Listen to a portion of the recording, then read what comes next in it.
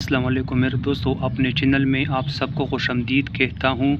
آج کی اس ویڈیو میں ہمارے ساتھ ایک چھوٹی سی کہانی ہے، خاص طور پر کلاس سوئم، کلاس چہارم، کلاس پنجم کے بچوں کے لیے ایک چھوٹی سی کہانی ہے جس کا عنوان ہے جھوٹ کی سزا۔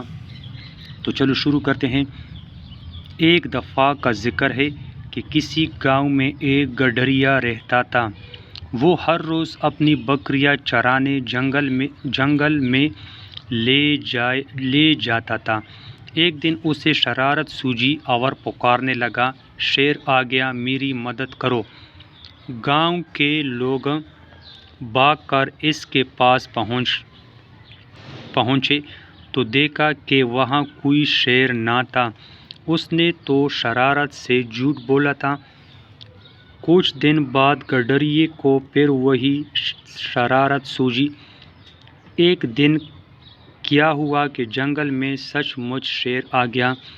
گڈریے نے بہت شور مچایا، لیکن سب لوگوں نے مذاق سمجھا اور کوئی بھی مدد کو نہ آیا۔ شیر نے بکریوں کو چیر پاڑ دیا۔ یوں گڈریے نے اپنے جھوٹ کی وجہ سے نقصان اٹھایا۔ نتیجہ، جھوٹ کا انجام برا ہوتا ہے۔ تو یہ تھی دوستو ہمارے ساتھ ایک چھوٹی سی کہانی، پرائمری جماعت کی سطح پر بنی تھی۔ امید ہے آپ لوگوں کو پسند آیا ہوگا۔